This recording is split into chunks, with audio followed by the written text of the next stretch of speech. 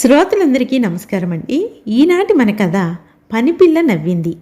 Friends, ఇంతవరకు మన చిన్ని కథలు ఛానల్ ఎవరైనా సబ్స్క్రైబ్ చేసుకోకపోతే ప్లీజ్ ఇప్పుడే సబ్స్క్రైబ్ చేసుకోండి. కథ ఎలా ఉన్నది కామెంట్ బాక్స్లో తెలియచేయండి. ఇక కథలోకి వెళ్తే, బాపన్న అనే భూస్వామి ఒక రోజున పొలానికి బయలుదేరాడు. పాలేరు భీమయ్య కూతురు 10 ఏళ్ల శాంత నెత్తిమీద చద్దిగంప పెట్టుకొని ఆయన వెంట వెళ్ళింది.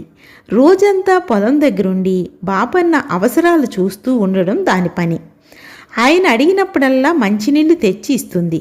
మధ్యాహ్నం భోజనం వడ్డిస్తుంది. ఏ పనికి విసుక్కోదు. ముఖం ఎప్పుడూ ప్రశాంతంగా ఉంటుంది. అందుకని శాంత అంటే బాపన్నకు చెప్పలేనంత ఇష్టం. ఆ రోజున బాపన్న భోజనం చేశాక పొలంగట్టు మీద కాలు చాపి వెల్లికిలా పడ్డాడు. లేద్దామంటే పట్టు దొరకలేదు. బాపన్నది భారీ శరీరం కాబట్టి శాంత చెయ్యందించినా లాభం లేకపోయింది. అందుకని ఆయన శాంతను వెళ్ళి ఎవరినైనా పిలుచుకుని రమ్మని చెప్పాడు. అయితే దగ్గరలో ఎవ్వరూ లేరు. శాంత పక్క పొలంలోకి వెళ్ళింది. అక్కడ భూషయ్య అనే ఇంకొక భూస్వామి ఉన్నాడు. జరిగింది విని, ఆయన మహా బాగా అయిందిలే, నన్ను తిట్టిన వాడికి తగిన శాస్తి జరిగింది అన్నాడే తప్ప సాయానికి మాత్రం తను వస్తాననలేదు. అంతకు ముందు రోజే ఏదో విషయంలో బాపన్న ఆయన గొడవపడ్డారు. శాంత భూషయ్య ప్రవర్తనకు నొచ్చుకుంటూ తిరిగి వస్తూ ఉంటే పేరయ్య అనే పాలేరు కనిపించాడు. వాడు బాపన్నకు జరిగింది విని, ఆయనకు కూలీ నాలి జనమంటే రవంత జాలి కరుణ లేవు. అలా కాసేపు పడి ఉండని, నేల మీద పడుకోవడం అంటే తెలిసొస్తుంది అన్నాడే తప్ప సాయం చేస్తాను అనలేదు. ఆ తర్వాత శాంతకు పొలం పనులకు అప్పుడే వస్తున్న నాగన్న సోమన్న అనే 2 రైతులు కనిపించారు. శాంత వారికి బాపన్నకు వచ్చిన కష్టం చెప్పింది.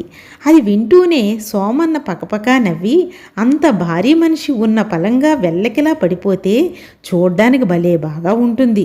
నువ్వు అదృష్టవంతురాలివి శాంత, నువ్వు బాగా సంతోషించావు కదా, చాలా గొప్ప దృశ్యం చూశావు. అయ్యో, నాకు అదృష్టం కలగలేదు అంటూ నిట్టూర్చాడు. నాగన్న మాత్రం సోమన్నను మందలించి శాంతతో బయలుదేరి వెళ్ళాడు. అప్పటికింకా బాపన్న వెల్లకిలా పడిపోయే ఉన్నాడు. నాగన్న ఆయనకు చెయ్యందించి అతి కష్టం మీద లేవదీసి, తమకు వయసు మీరుతున్నది, తోడు లేకుండా పొలానికి రాకండి బాబు, రోజులు కూడా బాగాలేవు, ఉపకార బుద్ధి నశించిపోతుంది, నేను మీ శాంతముఖంలో పుట్టెడు దిగులు చూసి జాలిపడి వచ్చాను అంటూ అంతవరకు శాంతకు జరిగిన అనుభవాలన్నీ ఏకరువు పెట్టాడు. బాపన్న శాంత వైపు చూస్తే నిజంగానే అది సర్వం పోగొట్టుకుని దానిలా కనబడింది. ఆయన దాన్ని ఓదార్చుతూ, నాకేం కాదులే, ఊరికే భయపడకు, ఇక ఇంటికి పోదాం పదా అన్నాడు. అప్పుడు బాపన్న బట్టలన్నీ మట్టి కొట్టుకొని పోయి ఉన్నాయి. ఒళ్ళంతా బురద. నాగన్న ఆయనకు దగ్గరలోని రైతునడిగి 2 ఎడ్ల బండి ఎక్కించి ఊళ్ళోకి పంపాడు. శాంత కూడా ఆయనతో వెళ్ళింది. ఇల్లు చేరగానే బాపన్న భార్య సూరమ్మ ఎదురొచ్చి, ఈ అవతారం ఏమిటండి అంటూ కిలకిలా నవ్వింది. పొలంలో పడిపోయానే, నా అవస్థ చూసి పాలేరు కూతురు 10 ఏళ్ల శాంతే దిగులుతో కుమిలిపోతుంటే నీకు నవ్వెలా వచ్చిందే అంటూ బాపన్న చిరాకు పడ్డాడు.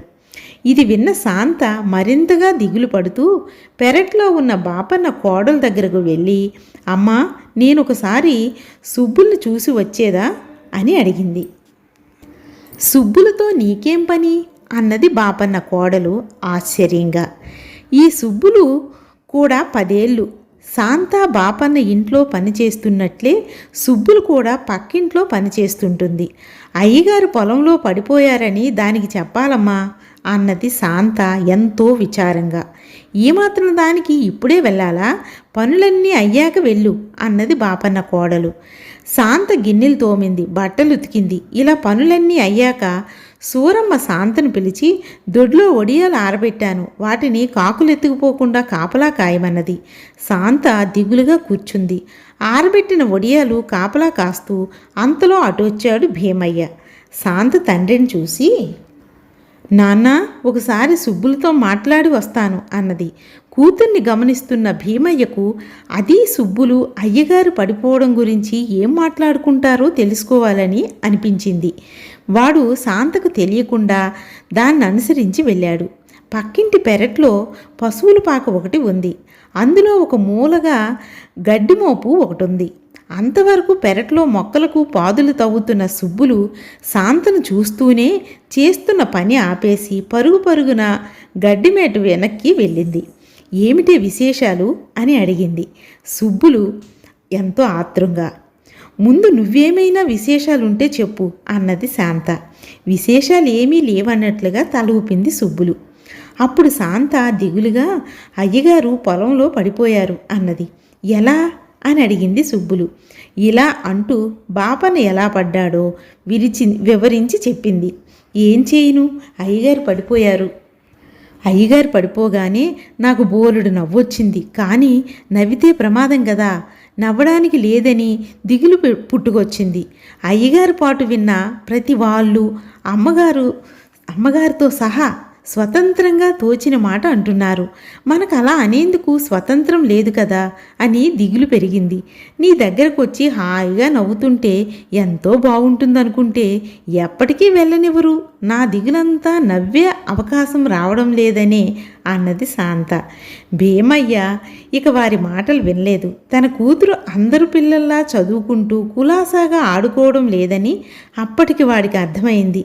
వాడి ఇంటికి వెళుతూనే జరిగిందంతా భార్యకి చెప్పి, మనం మన పిల్లలకు స్వతంత్రం లేకుండా చేస్తున్నాం, మనం కష్టపడ్డా పర్వాలేదు, రేపటి నుంచి శాంతను బడికి పంపిద్దాం అన్నాడు.